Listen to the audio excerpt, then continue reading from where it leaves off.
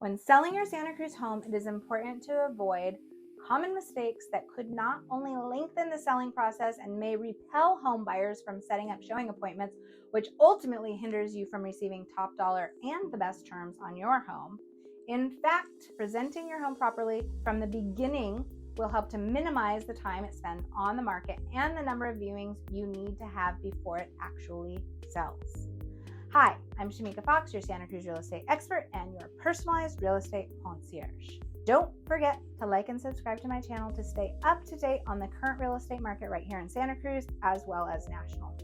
Now, I know there is a lot of information on what one needs to do before selling a home, but let's also talk about what not to do when selling your Santa Cruz home. That is very important as well. So what are the 9 things that you should avoid doing when selling your Santa Cruz home? Number 1, don't fail to fix major repairs and make costly renovations. A long list of major issues can turn buyers off and potentially decrease the value of your Santa Cruz home. Not making costly repairs such as replacing an old roof, patching up an HVAC system, repairing a sewer lateral before putting your home on the market could spell trouble if you decide to sell your home without making important repairs. You actually risk having a potential buyer look elsewhere, and we want to avoid that at all costs, literally. If you do wind up procuring a buyer for a home that clearly needs major repairs, the sale price might be considerably lower than if the home had been fixed up prior to listing and putting it on the market. Keep in mind that a buyer might negotiate that you make repairs of certain items that came up during your home inspection, or during their home inspection, or during inspections in general. Many sellers also consider making renovations or improvements to increase their home's value prior to listing. Renovations can be costly and you won't always cover the cost in the purchase price. Furthermore, some buyers prefer to make their own renovations to personalize the space. Be sure to carefully consider any renovations if your goal is to add to the home's value. What to do instead? Address any known issues up front. It's almost always better to fix major problems before listing your home. Not only will this avoid any potential future problems, but taking care of repairs will also enable you to sell your home at a higher price. Now, sometimes we can talk about an as-is sale. All sales in California are technically as-is, and we can go into that in detail when you call me.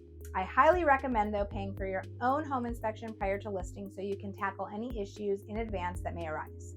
That way, when the buyer does their inspection, you won't be blindsided with a list of issues. I always say spending a little on a home inspection up front can save you thousands in the long run. Number 2, don't overprice your Santa Cruz home. It's normal to want top dollar for your home. After all, you know better than anyone how wonderful living there can be and has been. However, the price you want and what the market will bear can be 2 very different things. Overpricing your home can actually hurt the ability to make a quick sale and to maximize your profit. It can also potentially dampen the idea of any sale at all. A price that potential buyers view as being too high might mean your home will linger on the market, and the longer a home lingers on the market, the more that prospective buyers will think something is wrong with it, forcing you to reduce the asking price in order to spark interest.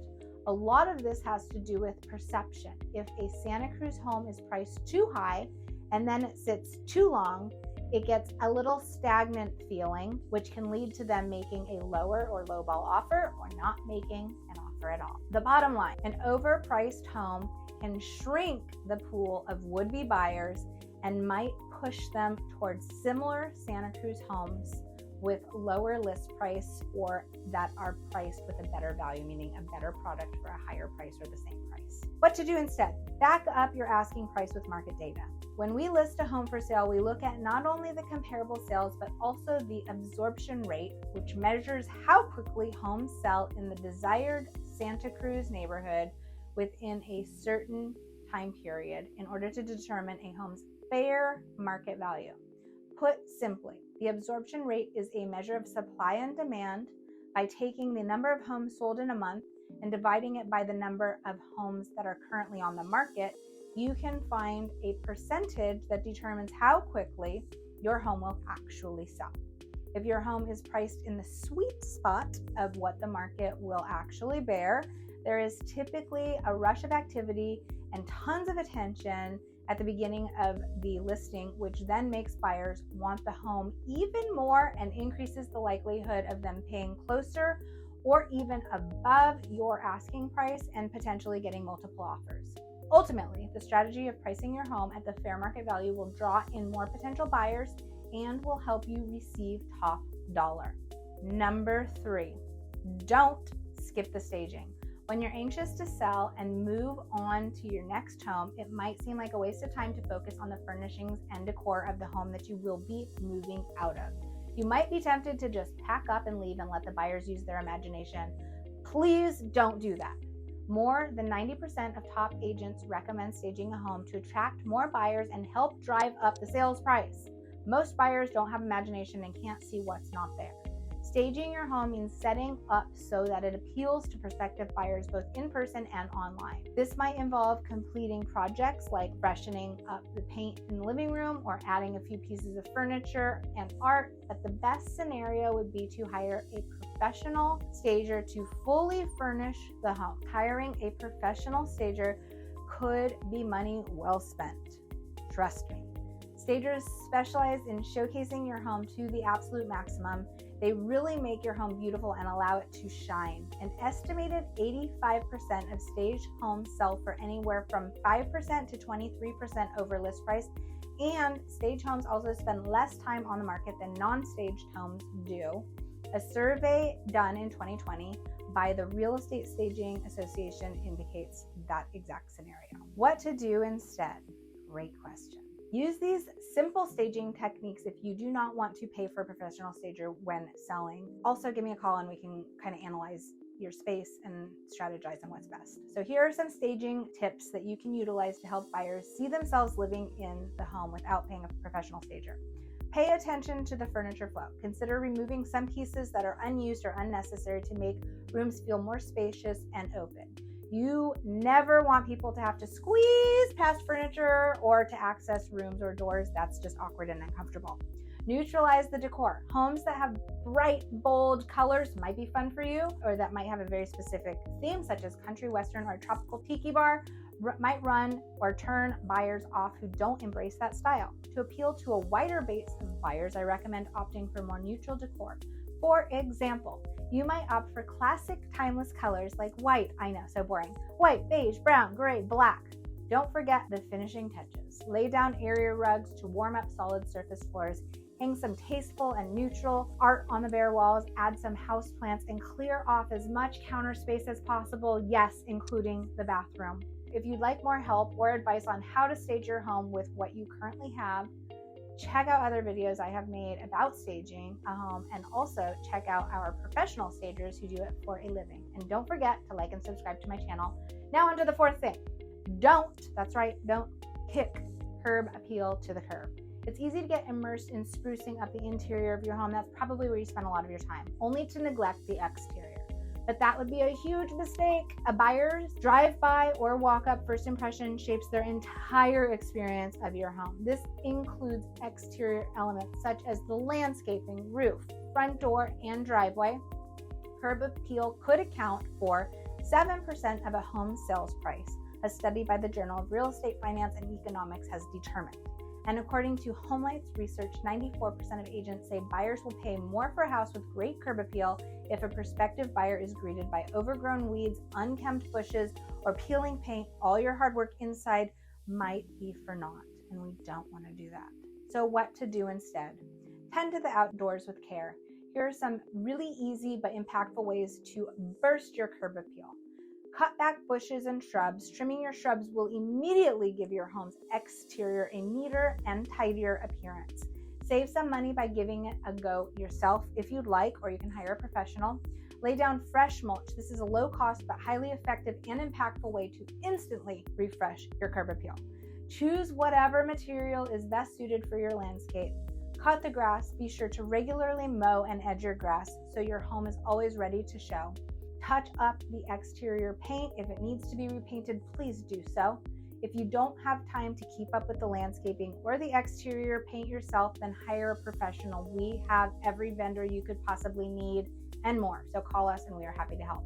It's a one-time expense that can transform the outside of your home beautifully. Number 5, don't get involved in the showings and or limit the showings. I get it. Showings can be inconvenient. Buyers agents can sometimes book appointments without much notice at all.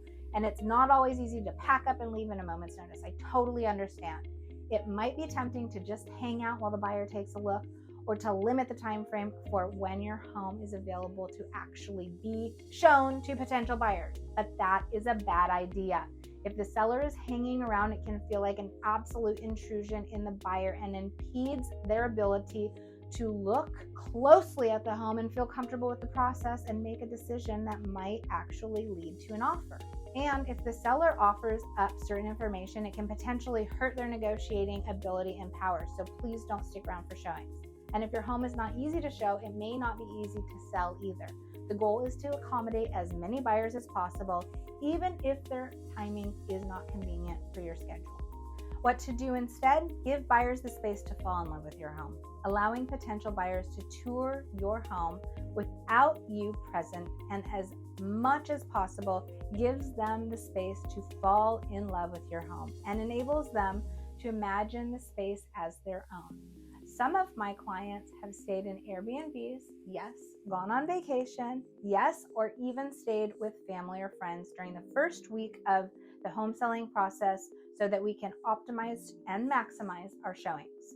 Doing this ultimately boosts the odds of securing a buyer who's willing to quickly purchase your home, giving you a good return on your investment that can support your next move. So try to stay away so that we can absolutely maximize the showing potential. Number 6, don't overlook the clutter. Clutter is more than an eyesore. It could literally block the path to a successful home sale. If potential buyers view your home when the shelves are packed, the counters are covered with appliances, and the sink is full of dishes, they may not be able to actually visualize the property's full potential. In a research study that recorded the eye patterns of people touring homes, Anglian Home Improvements found that potential buyers spent nearly a quarter of their time focused on the clutter and messiness, distracting them from other more favorable characteristics. It is very distracting. Clean your house up. Decluttering leads the list of improvements that real estate agents recommend to home sellers according to the National Association of Realtors. So what to do instead? Organize your home before photos and before buyers come through. Generally speaking, the cleaner, less cluttered, and more well-decorated your Santa Cruz home is, the more appeal it can have to potential buyers.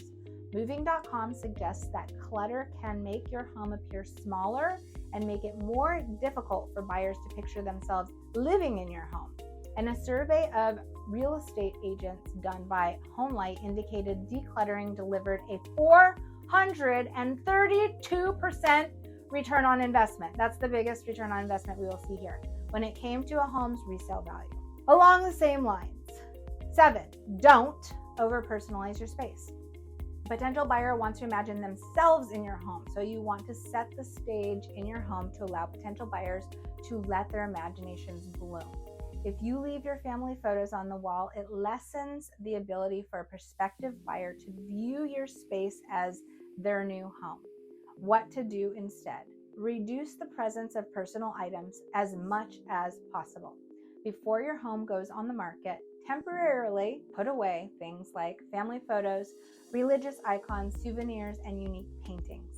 In the end, your place should be neutral but not dull. Number 8, don't try selling without an agent. Sometimes sellers try to sell on their own to avoid paying a commission fee, but in many cases that could actually be disastrous. Although some for sale by owners are successful, most find it to be a costly mistake as they do not get the benefit of an agent's market knowledge, negotiation skills, industry connections, and team of experts to assist with the countless details involved in this home selling process. In 2021, the typical for sale by owner home received 18% below the typical home sale price than in a sale assisted by a real estate agent, according to a study from the National Association of Realtors. According to the study, 90% of sellers worked with a real estate agent to sell their home in 2021, and only 7% went down the for sale by owner route. So you can see that even the average cost of commission outweighs that 18% deficit of what the fair market value is. So what should you do instead? Partner with a top local agent. Work with a trusted local Santa Cruz real estate agent that gives you access to expertise and exposure you would not have on your own. In addition to using digital and print marketing methods to increase visibility of the listing, an agent helps you set the price, stage the home to sell quickly, and facilitate contract negotiations, appraisals, and inspections. Keep in mind that every agent is different. It's important to choose one who has your best interests at heart and who you feel comfortable with. And make sure your agent has plenty of 5-star reviews and years of experience in the Santa Cruz area.